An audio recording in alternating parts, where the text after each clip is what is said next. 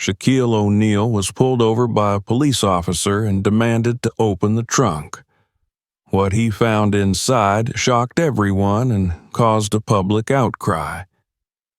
Write in the comments what city you're from, and don't forget to subscribe so you don't miss new stories. Officer Brian Hale sat in his cruiser, parked near an old abandoned gas station on the outskirts of the sleepy little town of Rivermore. The evening sun hung low in the sky, painting the streets in shades of gold and orange. Hale let out a long sigh, his hand resting lazily on the steering wheel as he contemplated the end of another tedious shift. The streets were quiet, the kind of quiet that made you feel like time had slowed to a crawl. It wasn't exactly how he envisioned his career in law enforcement, but it was predictable, and predictability was something he had grown to appreciate. He glanced at the dashboard clock.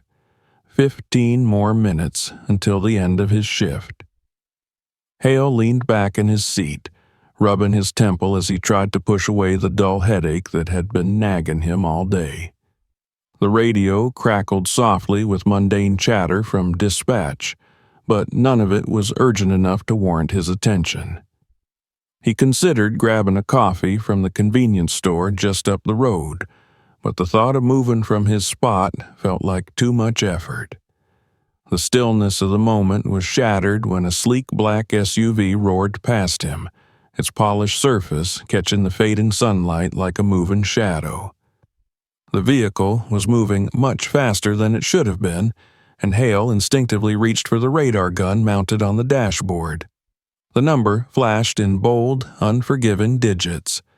57 miles per hour in a 35 zone. Hale frowned, his grip tightening around the steering wheel. It wasn't just the speed that caught his attention. The SUV had tinted windows that were darker than regulations allowed, and its sheer size and pristine condition felt out of place in a town like Rivermore. To Hale, it was the kind of vehicle that screamed, "I don't belong here." Flipping on his lights, he pulled out of the lot, gravel spitting out behind his tires. The cruiser's siren pierced the tranquil evening air, its red and blue lights bouncing off the buildings as he accelerated to catch up. The SUV showed no signs of slowing, weaving slightly as it passed another car at an intersection. Hale's jaw tightened. "Driver of the black SUV," he said firmly into the PA system, "pull over immediately." The SUV continued on, unfazed by the flashing lights and the wailing siren. Hale gritted his teeth, the beginnings of frustration bubbling inside him. This wasn't just a speeder. This was someone who thought they were above the law. He had encountered drivers like this before, arrogant, entitled, and often more trouble than they were worth. He radioed dispatch, his voice clipped. "Dispatch, this is Unit 12, pursuing a black SUV heading east on River Street. Suspect is ignoring lights and siren.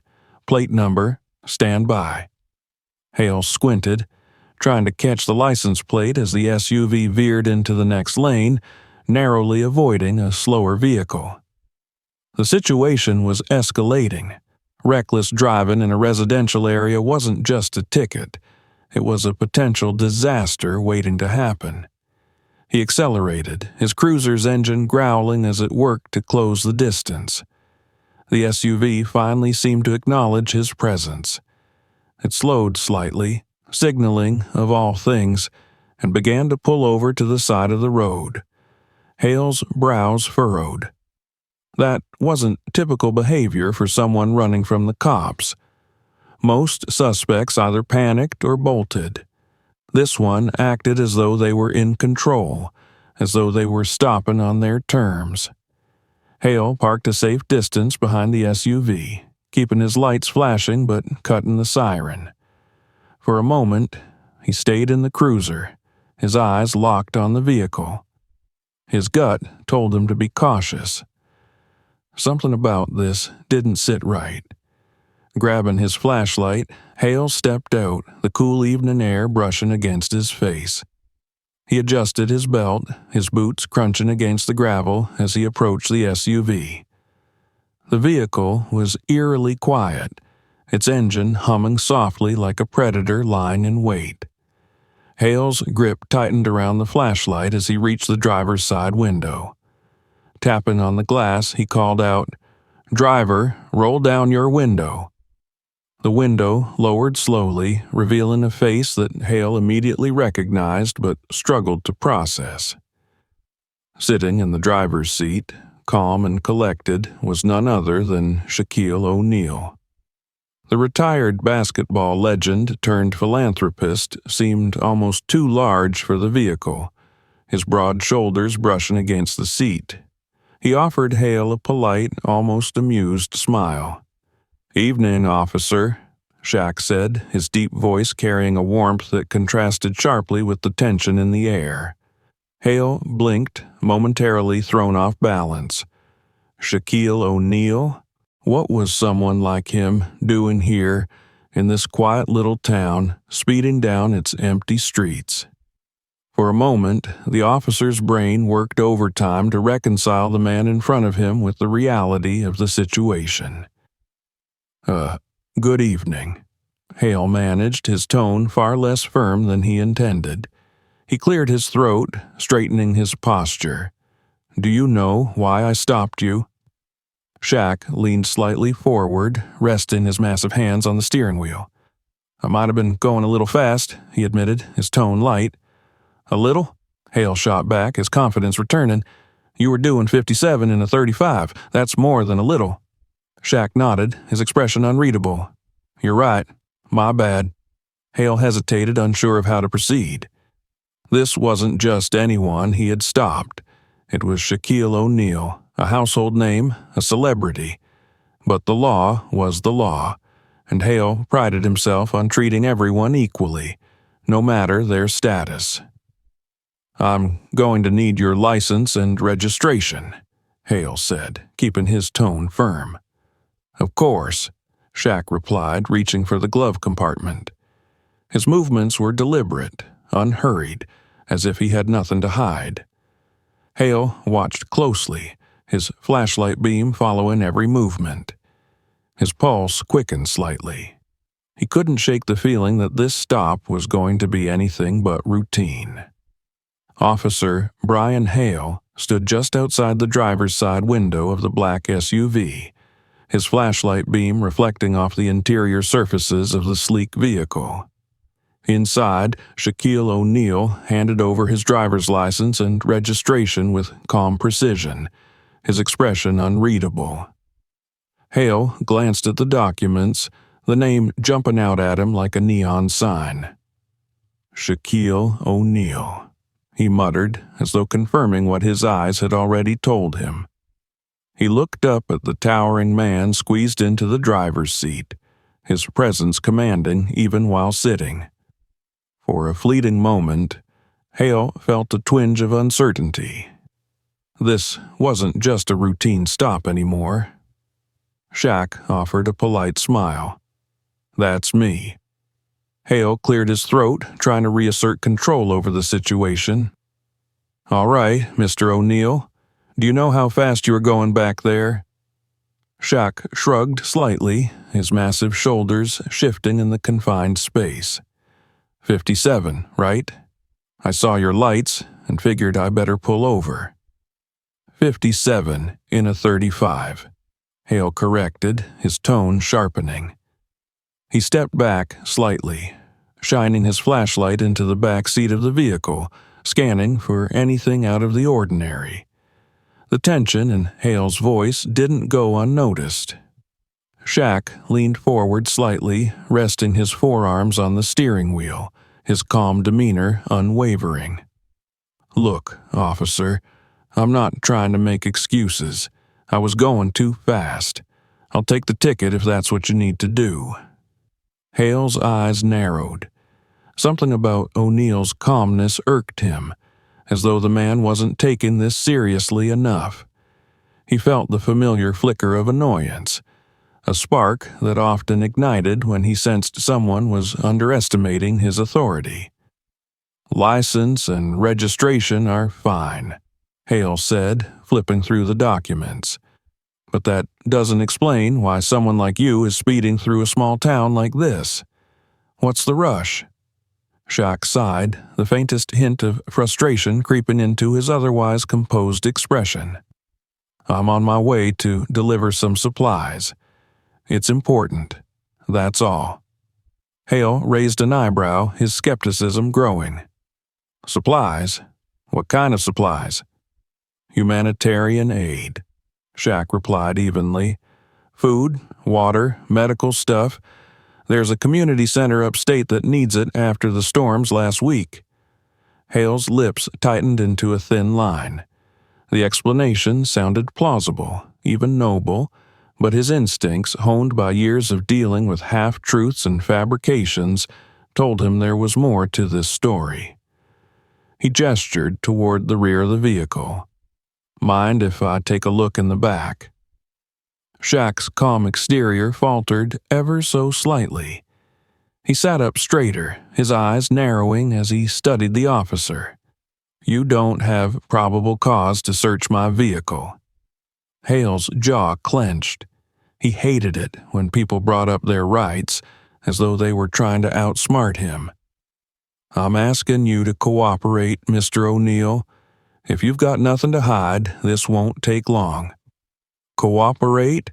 Shaq repeated, his tone growing cooler. I'm already pulled over. I gave you my license and registration. I admitted to speeding. What else do you need? Hale took a step closer, the flashlight beam flickering slightly as his grip tightened. Look, I don't know what's in that trunk, and with a car like this, in a town like ours, I've got every reason to be cautious. You say you're delivering supplies? Fine. Let me confirm it. For a moment, the air between them grew heavy, charged with unspoken tension. Shaq stared at Hale, his expression hardening. The two men represented two worlds that rarely crossed paths. One, a towering figure of fame and philanthropy, the other, a small-town cop clinging to his authority. Finally, Shaq let out a long breath, his massive hands gripping the steering wheel as though grounding himself. Fine, he said, his voice low and steady, but I want it on record that I'm only agreeing because I don't want this to escalate. Hale smirked slightly, mistaking Shaq's concession for submission. Good choice, he said, stepping back. Pop the trunk. Shaq reached for the controls, his movements deliberate. The soft, mechanical hum of the trunk opening filled the air. Hale stepped toward the rear of the SUV, his flashlight poised to illuminate whatever secrets the vehicle might hold. As he approached, a small crowd began to gather at a distance. A few teenagers with smartphones were already recording, their whispers barely audible over the faint rustle of evening wind. Hale noticed them but chose to ignore their presence, focusing instead on the task at hand. The trunk slowly lifted, revealing its contents. Hale's flashlight beam swept over neatly packed boxes labeled with bold, colorful logos. Relief supplies, property of Hope Tech Initiative. Each box bore descriptions like medical kits, non-perishable food, and solar-powered lanterns. Tucked into the corner of the trunk was a dog crate, and, inside it, a scruffy-looking dog stared out nervously, its eyes wide and uncertain. The animal shifted slightly, its movement causing a soft thump against the side of the crate. For a moment, Hale froze. The scene before him was not what he had anticipated. There was nothing illegal, nothing suspicious, just supplies and a frightened dog. He glanced back at Shaq, who stood by the driver's side of the SUV, his arms crossed over his broad chest. Like I said, Shaq said, his voice firm but calm, it's just supplies. Hale swallowed hard, a flicker of embarrassment creeping up his neck. But instead of backing down, he straightened his posture and tried to reassert control. You should have mentioned the dog earlier, he said, his tone clipped. Shaq's brows lifted slightly, his expression a mix of incredulity and restrained irritation. Really? That's what you're focusing on? The tension between them thickened as the crowd continued to grow. The smartphones stayed pointed at Hale, their glowing screens a silent reminder that every move he made was being documented. Hale's frustration boiled beneath the surface. He had intended to assert his authority to remind this man, celebrity or not, that no one was above the law. But now, standing in the spotlight of public scrutiny, he felt that authority slipping away. He cleared his throat, gesturing toward the trunk. "All right, everything seems fine here. Just keep it under the speed limit next time." Shaq shook his head slightly but said nothing, his expression calm yet piercing. Without another word, he closed the trunk, climbed back into the SUV, and started the engine. The soft purr of the vehicle's electric motor was almost inaudible as it rolled back onto the road and disappeared into the fading light. Hale stood there for a long moment, his flashlight dangling loosely in his hand. The murmurs of the crowd and the faint hum of departing cars filled the air. He knew, deep down, that this wasn't over. Not by a long shot. The low hum of the SUV's engine faded into the distance, but the weight of the interaction lingered in the air.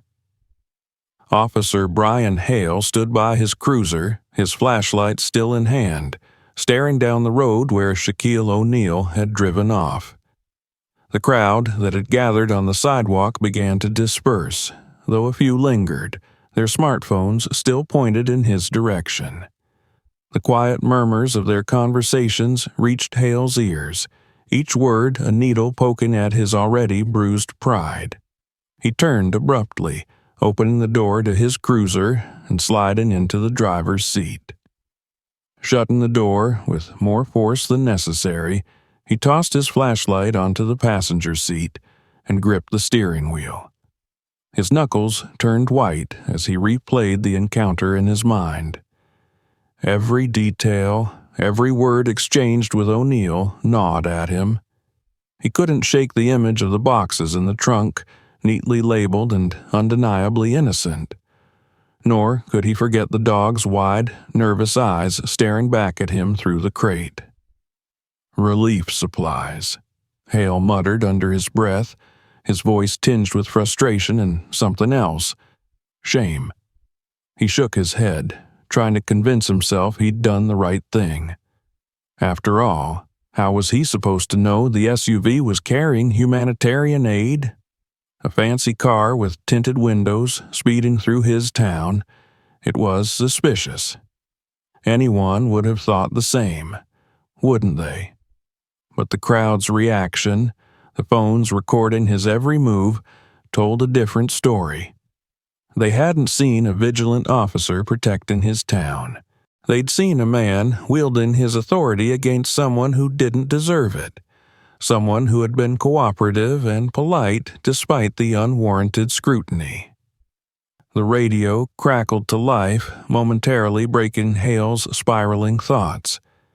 Dispatch called out a routine traffic report from another part of town, but Hale barely registered it. His gaze drifted to the rearview mirror, where the fading light of the setting sun painted the sky in deep oranges and purples. He caught his own reflection in the glass, tired eyes, a furrowed brow, and a scowl that seemed etched into his face. He looked away quickly, as if the reflection itself accused him of something he didn't want to admit. He was about to start the engine and head back to the station when his phone buzzed on the dashboard mount. Hale hesitated before reaching for it. He had a sinking feeling that whatever waited on the other end of the screen would only make his night worse. His instincts were right. The screen lit up with a notification from a local social media page. The caption read, "Officer pulls over Shaq and, let's just say it didn't go well for him." Below it was a thumbnail of Hale standing at the trunk of the SUV, flashlight in hand, with Shaquille O'Neal towering beside him. Hale's stomach dropped. He tapped on the notification and the video began to play. The angle was shaky, recorded by one of the teenagers in the crowd. The audio crackled, but the voices were clear enough to understand. "Look at how he's treating Shaq," a voice whispered off camera. "He's acting like the guy's a criminal or something." In the video, Hale's demand to search the trunk came off harsher than he remembered. His tone sounded condescending, almost mocking. When Shaq finally opened the trunk to reveal the supplies, the crowd's audible gasp echoed through the recording. The camera zoomed in on the boxes, lingering on the bright Hope Tech Initiative logos and the dog crate in the corner. The video ended with Shaq's quiet, controlled statement. "It's just supplies." The way he delivered the line, with a mix of calm and disappointment, stung Hale more than any raised voice or angry accusation ever could. The comment section was a minefield. People were piling on, their words cutting deeper than he wanted to admit. "This cop needs to chill. Shaq's literally out here saving lives." Racial profiling at its finest. He wouldn't have done this to anyone else. Shaq handled it like a pro. That cop? Not so much. Hale set the phone down, his chest tightening. He felt trapped in a whirlpool of emotions, embarrassment, anger, and a nagging guilt he couldn't quite shake. His fingers drummed on the steering wheel as he tried to think of what to do next. The video was out there now, spreading like wildfire. He couldn't undo what had happened, couldn't take back the way he'd spoken or the assumptions he'd made. A knock on the window startled him. Hale turned to see one of the teenagers from the crowd standing there, phone still in hand. The kid, no older than 16, gestured for Hale to roll down the window. Reluctantly, Hale complied. "Hey, officer," the kid said, his tone teetering between nervous and defiant. "Just thought you should know, that video, it's already got, 10,000 views. My cousin shared it on Twitter, and it's blowing up." Hale stared at the kid, his jaw tightening. "Thanks for the update," he said curtly, rolling the window back up before the teenager could say anything else. The kid stepped back, a smirk playing on his face as he rejoined his friends. Hale watched them go, their laughter fading into the night. He knew they weren't laughing at him specifically, but it felt that way. Everything felt like it was aimed at him now. Taking a deep breath, Hale started the cruiser and pulled away from the curb.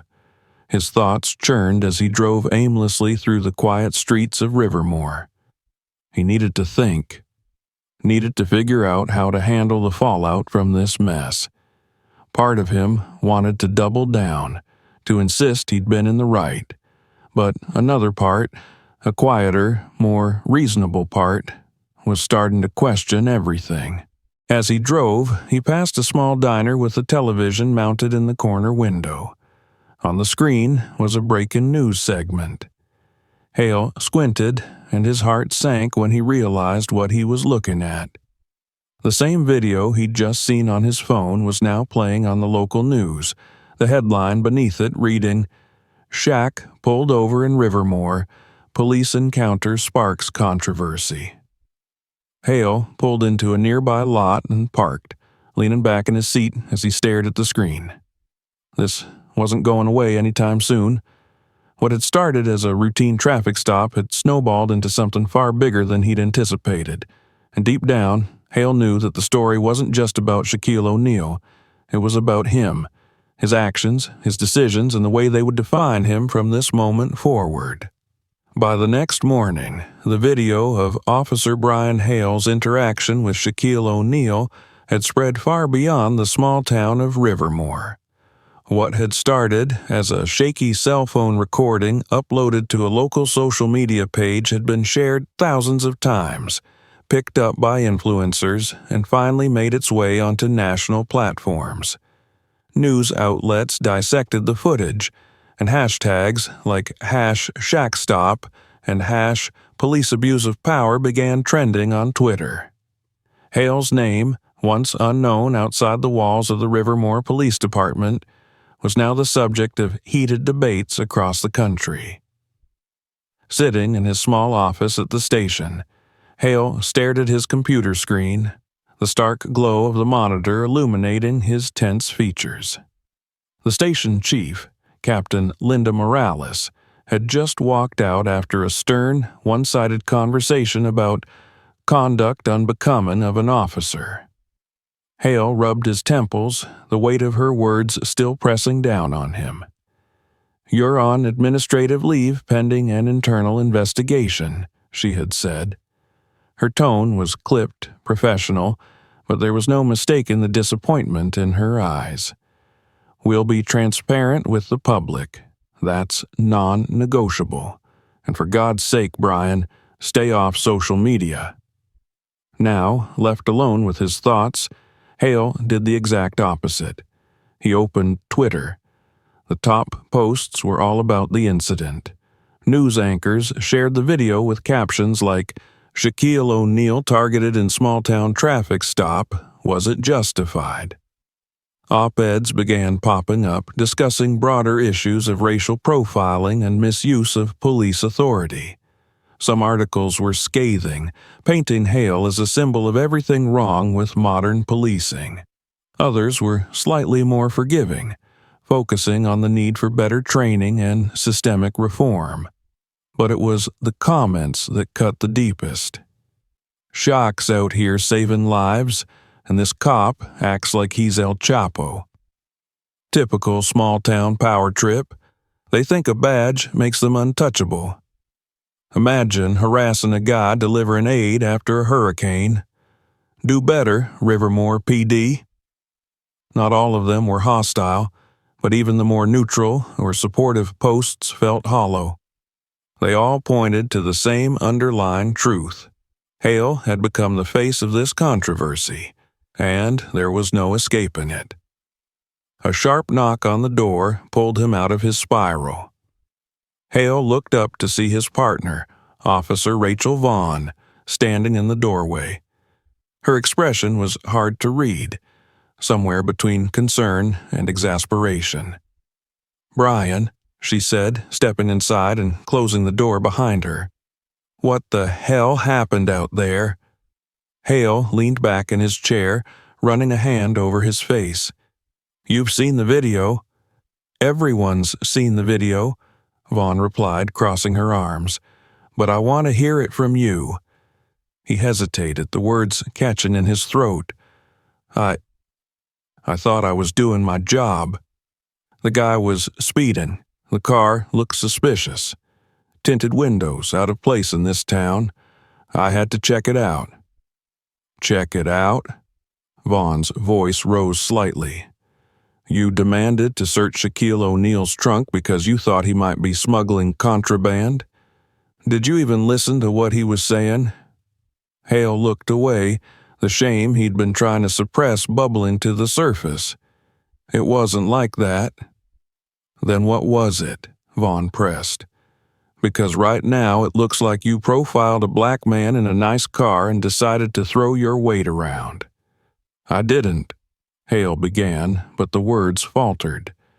Deep down, he knew there was truth in what she was saying. He hadn't consciously thought about race or status in the moment, but his actions told a different story. He had let his biases, subtle as they were, guide his decisions. Vaughn softened slightly, her arms uncrossing. "Brian, I've worked with you for years. You're a good cop, usually.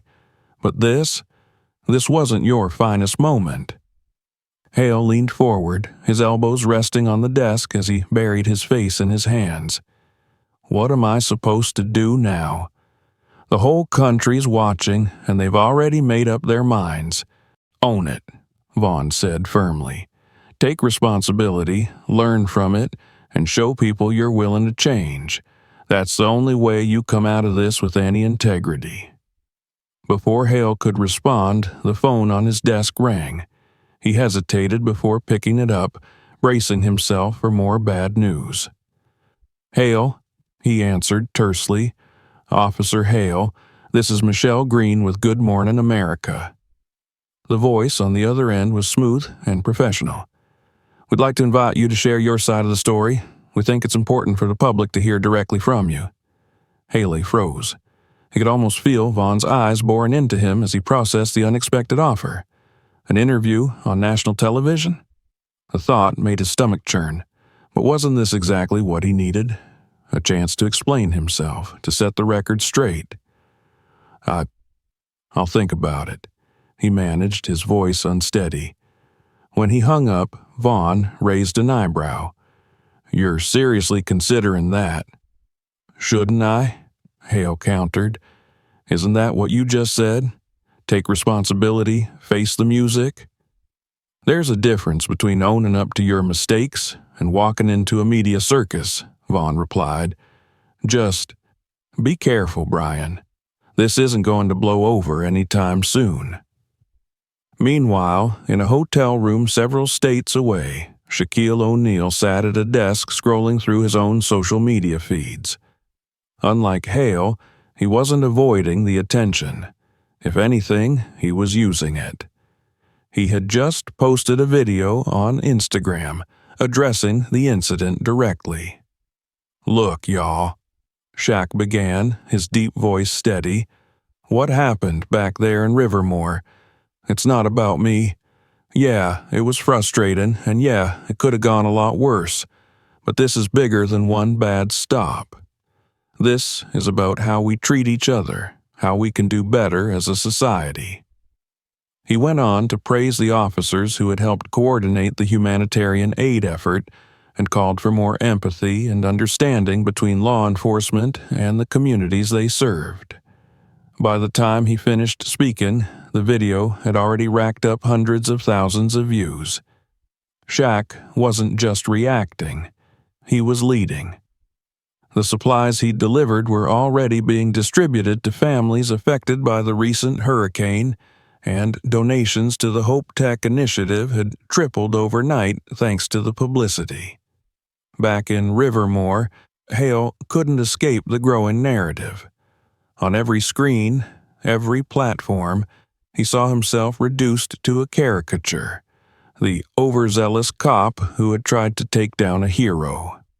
But as Vaughn's words echoed in his mind, he began to wonder if there was a way to rewrite that narrative, to turn his mistake into something more meaningful. For now, though, the weight of his actions and their consequences settled heavily on his shoulders. The morning sun streamed through the curtains of Shaquille O'Neal's hotel room as he prepared for another day of interviews and calls. His phone buzzed constantly, notifications piling up faster than he could read them. The viral video of his traffic stop in Rivermore had created a whirlwind of attention, but Shaq had learned long ago how to handle the chaos that followed his every move. Still, this situation was different. It wasn't about basketball or endorsements. It was about something much bigger. Sitting at the desk, Shaq opened his laptop and logged into a virtual meeting with the Hope Tech Initiative team. The organization had been instrumental in coordinating relief efforts after the hurricane, and Shaq's name had brought much-needed visibility to their work. On the screen, faces of team members popped up one by one, their expressions a mix of gratitude and urgency. Shaq, began Rachel Dempsey, the team's director, I don't think I can overstate this. Donations are through the roof. We've received over $500,000 since last night, and it's still climbing. Shaq nodded, a small smile tugging at his lips. That's great to hear. But let's make sure the focus stays on the people who need help, not me.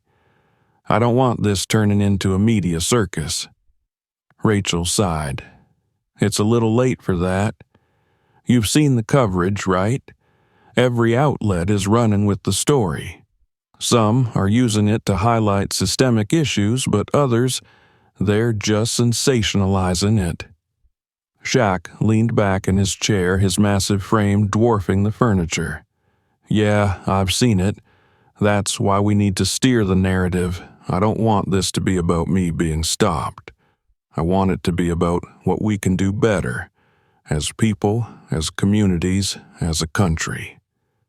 Another team member, a young man named Eric, chimed in.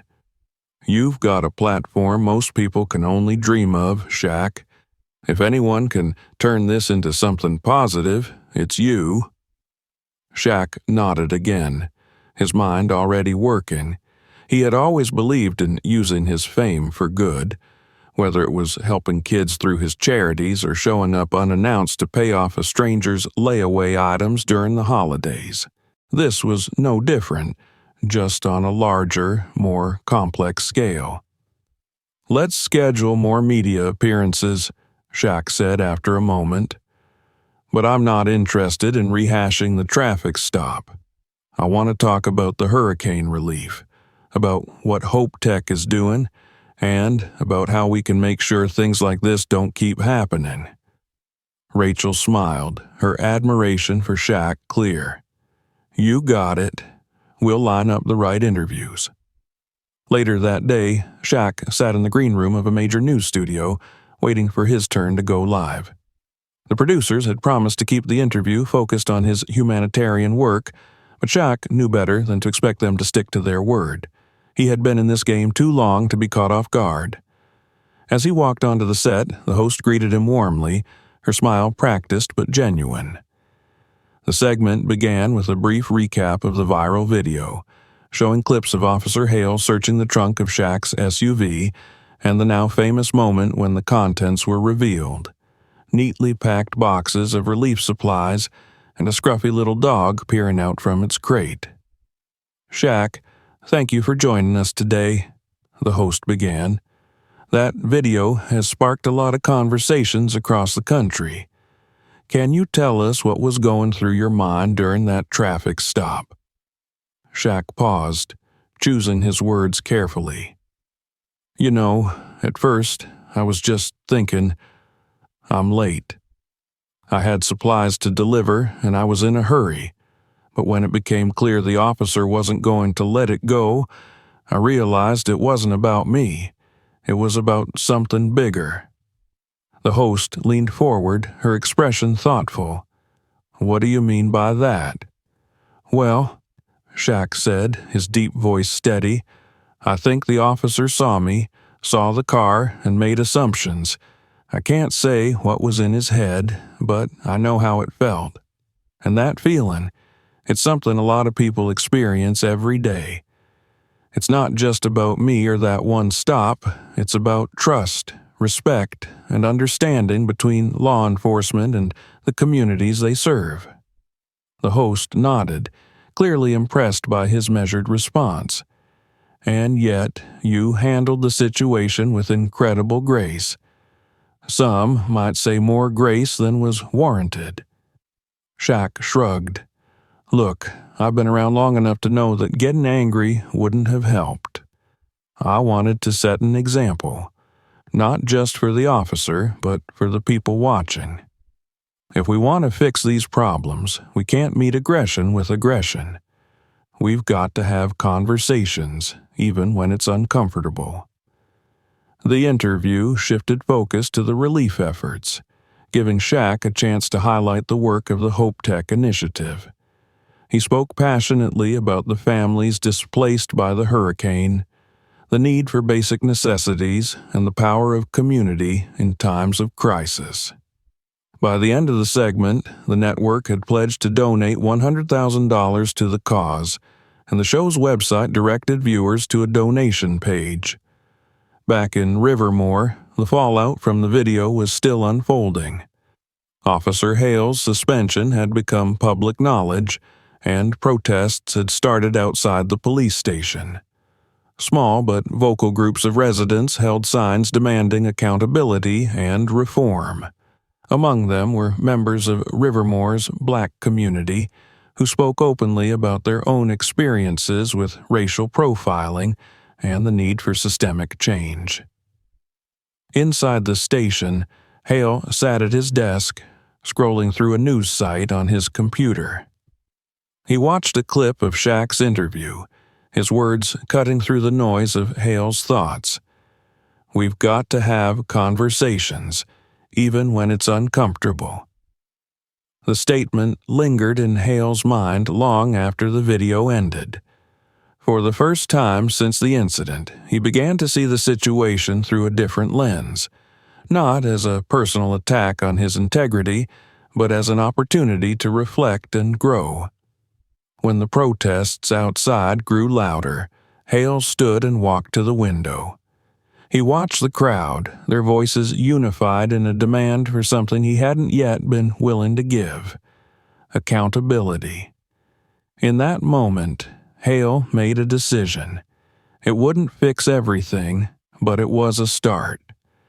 He reached for his phone and dialed a number he had avoided calling until now.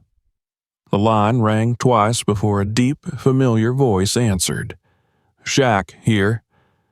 "This is Officer Hale," he said, his voice steady but tinged with hesitation.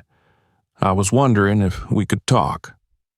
The line went silent for a moment, and Hale braced himself for the worst.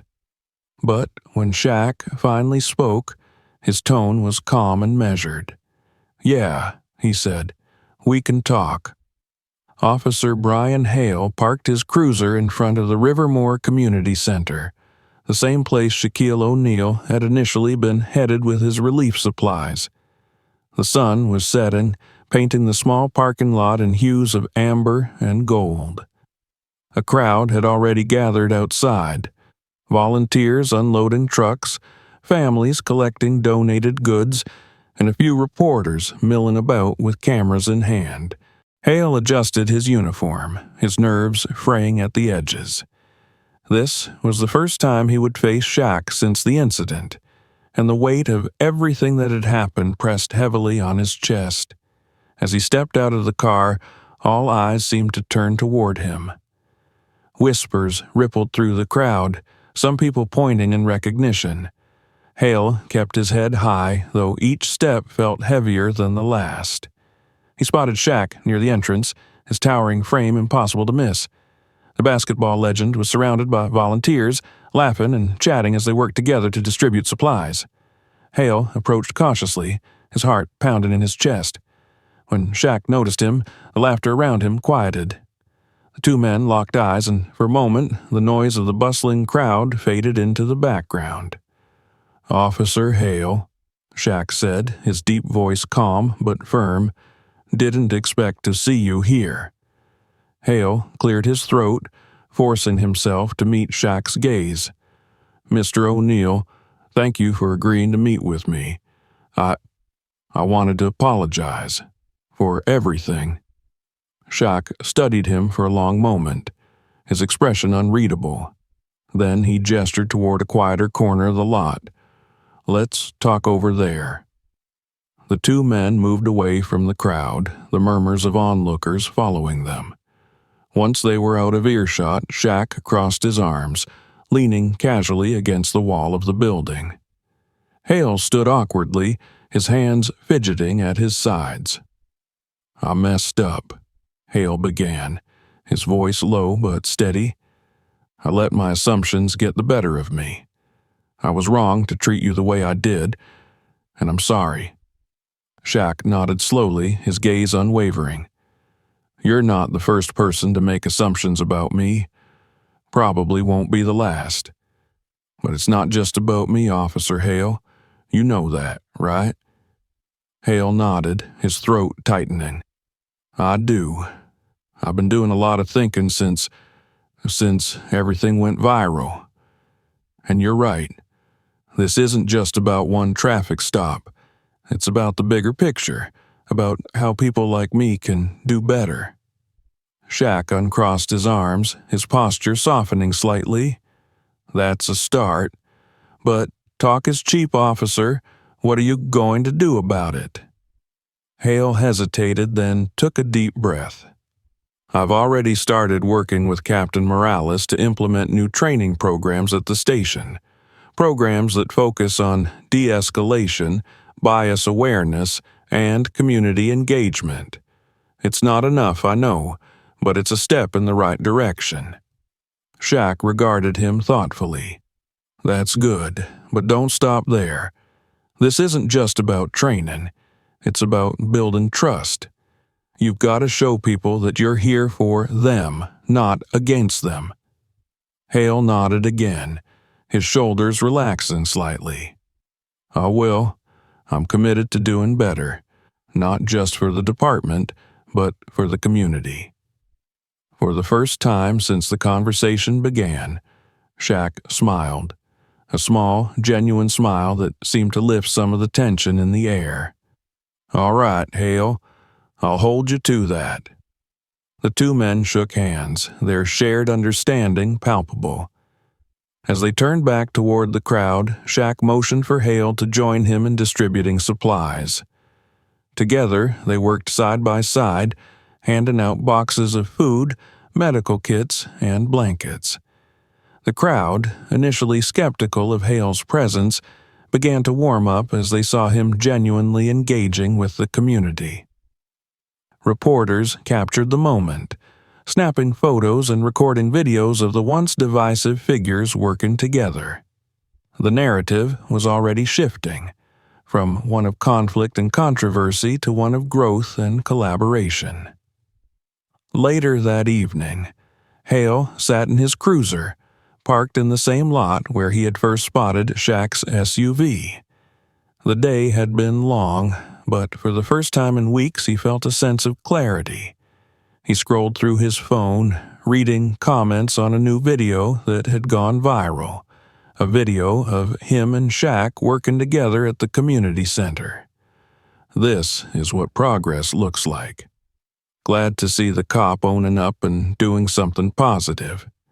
Shaq is a legend, but props to Officer Hale for stepping up. Hale set the phone down, staring out the windshield at the quiet street ahead. The road to redemption wouldn't be easy, but for the first time he felt like he was on the right path. Across town, Shaq sat in his hotel room, scrolling through a donation report from the Hope Tech Initiative. The numbers were staggering, millions of dollars raised in just a few days. But what mattered most to Shaq wasn't the money. It was the conversations the incident had sparked, the connections being built, and the hope that real change was possible. As he closed his laptop, Shaq glanced at his phone where a message from Hale lit up the screen.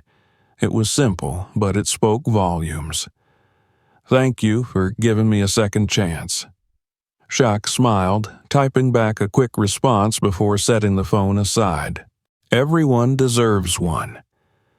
And with that, the chapter closed, not just on a viral moment, but on a story of accountability, growth, and the power of understanding. Subscribe to our channel. Not to miss new stories, give us a like if you liked it, and share this video with your friends to discuss what you think about what happened. Write in the comments what city you're from, and check out our channel. There are many other interesting stories you won't want to miss.